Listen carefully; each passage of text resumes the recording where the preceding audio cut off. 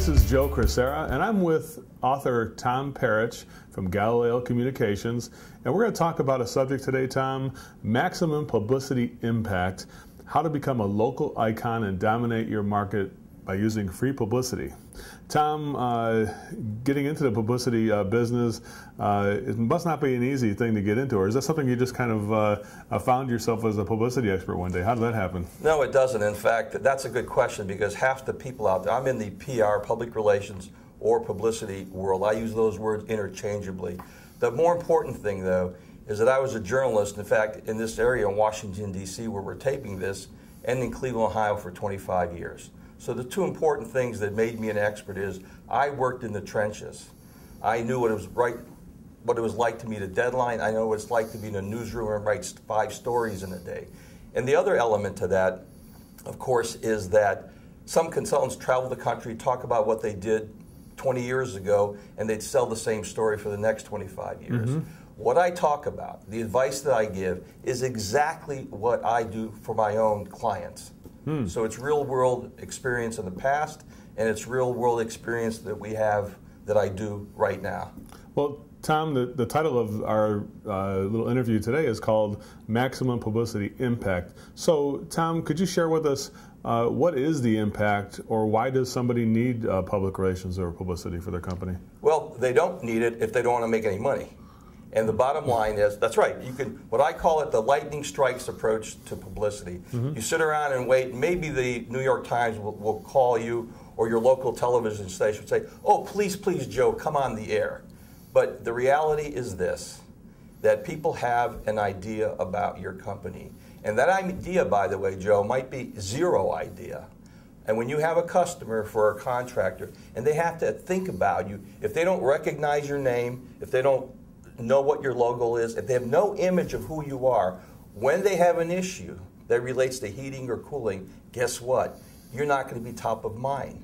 But in fact, when you have powerful publicity and they come down to shortening the decisions, let's see, who should I call? Especially now that the yellow pages are out, so they can't even reach for that any longer. They're thinking, you know, didn't I see that Joe Crisera on television, or didn't I read that article by Joe Crisera? So what you do is you bounce from no place to the top of the heap when they make that decision process. So once you become get that coverage, you're going to become more of an icon. That's absolutely right. Hey, Tom, you know, in this day of the mass media and how we're inundated with media messaging and reality TV and things like that, I think a lot of business owners fashion themselves as an expert on publicity.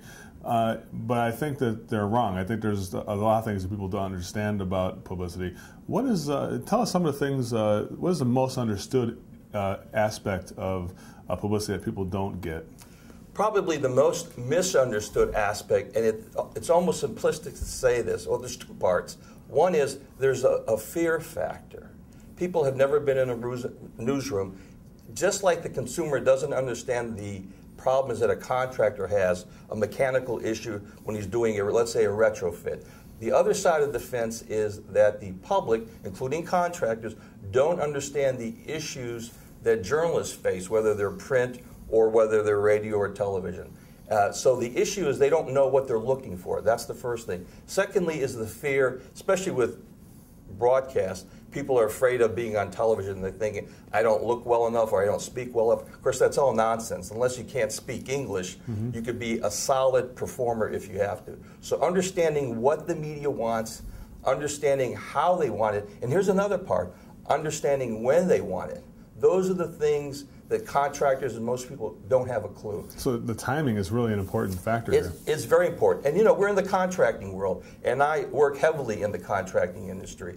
And we all know that we're in many ways seasonally bound. You can play to that, Joe, but here's the important part. And this is what's really important for our contractors to remember.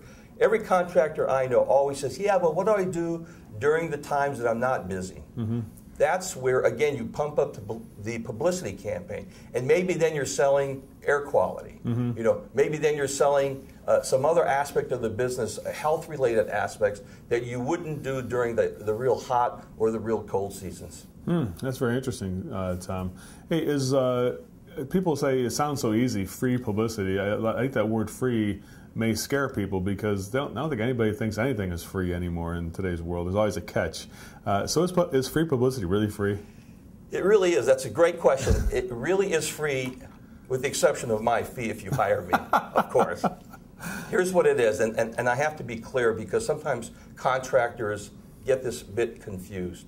When I talk about free publicity, I am not talking about paying for an advertisement in a newspaper or a magazine or to get airtime like on a radio station. Mm-hmm. What I'm talking about is the media comes to you or you approach them and there's no cost, no charges involved. Remember, the media has a voracious appetite, a 24-hour cycle now appetite for news, and you feed them that news. You don't charge them and they don't charge you. If you give them what they want, they will put you on the radio, they will put you on television, they'll write about you, and here's the best part. Sometimes you'll write those articles for them so that when you go to a customer and you're all done pitching your business and you slide across that article that you wrote and you say, gee, Mrs. Jones, by the way, if you have any more questions and you may want to take something I've written about this topic, this may help you decide. Could be a good leave behind, yeah. A great leave behind, a great stamp of your expertise, though, and something that's real, something they can hold and look at and make a judgment about. Tom, what is the biggest mistakes people make when they're looking for publicity? Probably the single biggest mistake is simply, number one, not making the decision to do it. And I always say, that's fine, don't do anything. Oh, and by the way, when you see your competitor on television or you see him mentioned in the newspaper, remember what Tome Peric said. You could have been there instead of him. So that's the first mistake, is not making the decision. And then once somebody makes that decision, yes. Like by watching this, I hope there's a lot of contractors who will say, yeah, why haven't I, why am I not the person being interviewed for that air quality special they're doing on Channel 7? Or it used to irritate me when I saw somebody who I knew was less qualified than me being interviewed on TV. So once you make that decision, say, yeah, I want to be the expert. I know more than that guy. I could be on TV doing this and helping my community. What kind of beginner mistakes are made after you've made a decision to do this? I think probably the single biggest mistake is people don't define the breadth, the area of the media that they want to influence. In other words, if you're in Peoria, Illinois, an article in the New York Times would be a wonderful thing, or the Wall Street Journal. But let's face it, bottom line for your business, maybe not that important. What you have to think about is you have to define what's the media in my market. And that means you really have to know it and you really have to understand it. It's very simple. Don't you know the customers in your area, or at least you should if you run a profitable business? Well, same thing applies to the media. You have to know who the players are, where they're located, and how to reach them. So, it sounds like a lot of work, to be honest with you. That's why I guess somebody like you is necessary. How does somebody start if they want to just kind of get a taste of how this works for them? Well, the third component about how to make this process work, I've always said this, is once you make the decision you're going to do it, and then once you make the decision that you sort of know who you want to contact, the other two parts of this, what's the message? We can talk about that later. But the third part is who's going to do it. And it's very simple. It's either no one's going to do it, so it flops. You're going to do it, and I'm assuming if you run a business, whether it's 2 trucks or 100 trucks, you're probably pretty busy. So that means you have to have someone on your staff, someone who maybe likes to do that, who's sort of person-oriented, a little bit creative, who wants to contact the media. And the fourth step is to hire a publicist or a person who knows publicity. So bottom line is assign publicity as a responsibility for somebody either on staff or you're going to onboard somebody from the outside. Totally correct. Often the default person is a marketing person. But that's still a little bit different. Marketing people may be very good at writing a great ad. It does not mean that they understand the media. Sometimes they do, and sometimes they don't. They have to write something that appeals to an editor, not to a customer. Exactly correct. Hey, Tom, of course, now you're getting free publicity by being on the show today. I'm here. Of course, it's not free. I have to ask you a question. I asked you to bring with us for this interview one big-time secret that you usually don't share with people, that you could share with our listeners or our viewers here today. Do I have to give it up? This is your payment right here. That's how I get paid for doing this. I always tell people when I talk to a prospective client, And we talk about, sometimes we break up the media into print, into radio, broadcast TV, and also into digital or the internet. And let's just take print because that's the simple example. Everyone can do this. Often in a locality, there are 3 or 4 magazines, usually lifestyle magazines, that people read. I'm shocked that even other pros, who my competitors have clients, never go to those magazines and look at what I call the editorial calendar. So what the calendar has are the stories that they're going to work on in the ensuing months. Now, magazines operate anywhere from 3 to 6 months in advance. So imagine if I told you as a contractor in July that in December a certain neighborhood would be buying a certain type of heating systems. Wouldn't you be going to that neighborhood saying, you know, by the way, I think I have the heating system you may be able to use? Same thing applies to the media, in this case, to magazines. You look at the editorial calendar, and it tells you what stories they're writing about. So let's say they have house makeovers or innovative heating systems for their November issue, which you looked at in July. Wouldn't it make sense to contact the editor and say, by the way, in November, I see you have a story in an area that I'm an expert in. Maybe I can help you. That's really great stuff. I have some information to help. That's really good stuff there, Tom.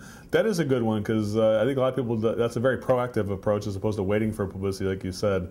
Tom, that's all we have really time for right now. I just wanted to say thank you for joining us here.